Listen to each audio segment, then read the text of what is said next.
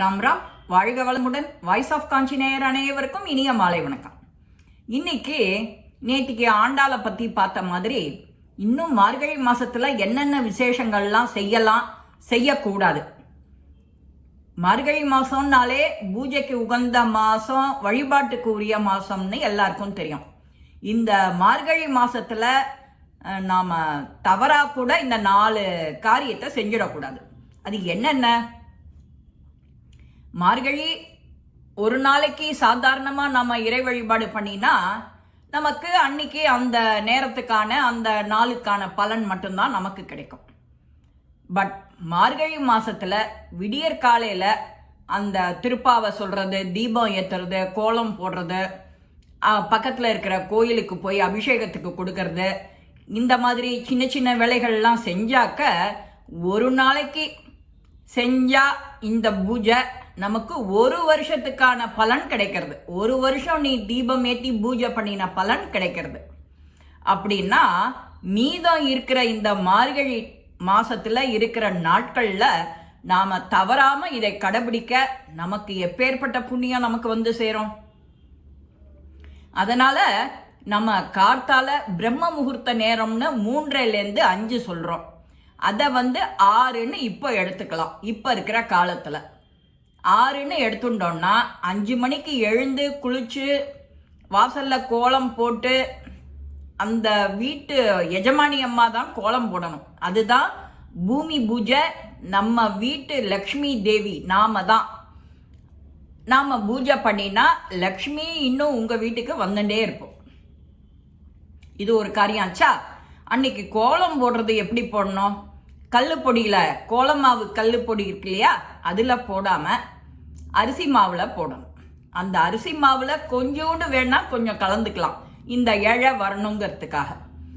சின்ன கோலமா இருந்தாலும் அழகா அன்னைக்கு கார்த்தால ஃப்ரெஷ்ஷா போடுறது. இது மார்கழினாலே கோலம் விசேஷம். அதே போல கார்த்தால பிரம்ம முகூர்த்தத்துல வாசல்ல தீபம் ஏற்றி வச்சு பூஜை ரூமுக்கு விளக்கேற்றினா லக்ஷ்மி வந்துட்டே இருப்பா உங்களுக்கு. அதோட அன்னைக்கு செய்யற பூஜை ஒரு வருஷத்துக்கான பலன் கிடைக்கும். இப்பேற்பட்ட இந்த மார்கழி மாசத்துல சாதாரணமா குளிர்காலம், அப்போ அந்த குளிர்காலத்துல நாம விதைக்க கூடாது, செடி நடக்கூடாது. அது ஏன்னா வளராது, சூரிய ஒளி நிறையா கிடைக்காது, அது பட்டு போயிடும். அது பட்டு போச்சுன்னா என்ன, நமக்கு பாவம். ஒரு உயிர் தானே அது செடிங்கிறது. அதனால அந்த பாவம். நீங்க உங்களுக்கு இந்த தகவல்லாம் தெரிஞ்சுட்டு நீங்க இன்னும் 4 பேருக்கு சொல்லணும். அந்த அளவுக்கு நீங்க இத ஒரு தடவை கேட்டதை மறக்காம வச்சுக்கணும். அதே போல கோலம் ஆயிடுத்து, பூஜை பிரம்ம முகூர்த்தத்துல ஏத்துறதாச்சு, செடி ஒன்று பண்ணவே கூடாது. அதே மாதிரி நீங்க குளிச்சு நீராடிய பின்னாடி 6 மணிக்குள்ளர திருப்பாவை, திருவம்பாவை, சகசரநாமம் யார் யாருக்கு என்னென்ன முடியுமோ அதை செய்ய போறேன். செஞ்சுட்டு நம்ம பக்கத்துல இருக்கிற கோவிலுக்கு போய் அபிஷேகத்துக்கு உங்களால முடிஞ்ச உதவியை செஞ்சுட்டு, இந்த அபிஷேகத்துக்கு என்ன பொருள் உதவி கொடுக்கலாமோ அதை செஞ்சுட்டு வரணும். அதே மாதிரி அங்க கிடைக்கிற சுட சுட வெண்பொங்கல் பிரசாதம் வாங்கிக்கலாம். இன்னொன்று முக்கியமான விஷயம், பாட்டு பஜனை. மார்கழி குளிர்னாலே பாட்டு கச்சேரி, இசை கச்சேரி எல்லா சபாலையும் நிறையா நடக்கும்.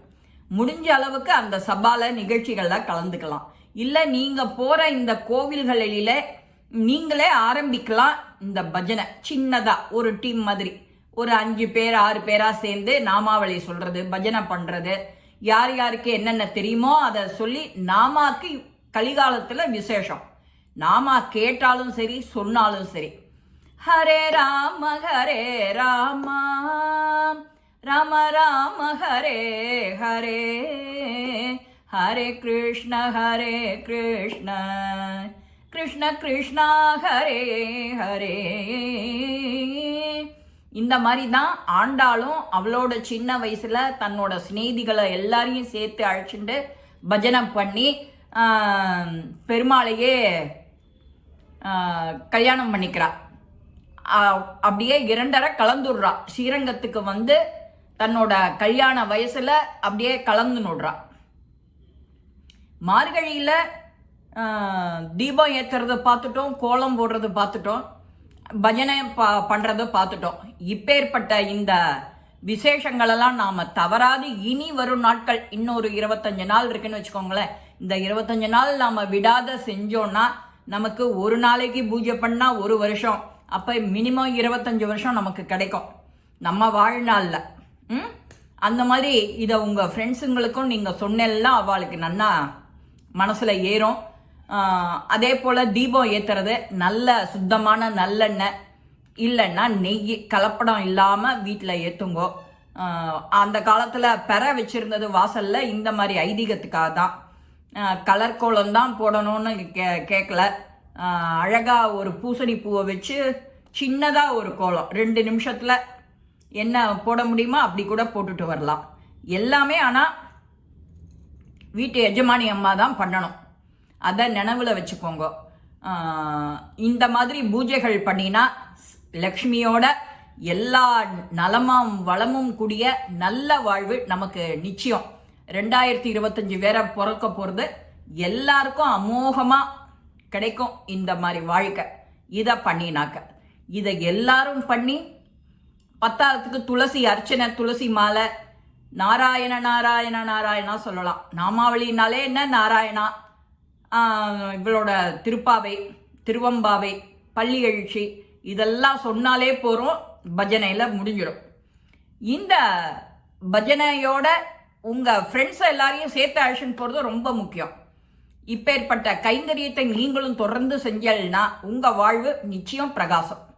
இந்த பதிவு உங்கள் எல்லாருக்குமே பிடிச்சிருக்கும். லைக் பண்ணுங்க, ஷேர் பண்ணுங்க, பெல் பட்டனை கிளிக் பண்ணுங்க, சப்ஸ்கிரைப் பண்ணுங்க, கமெண்ட்ஸ் பாக்ஸில் கமெண்ட்ஸ் போடுங்க.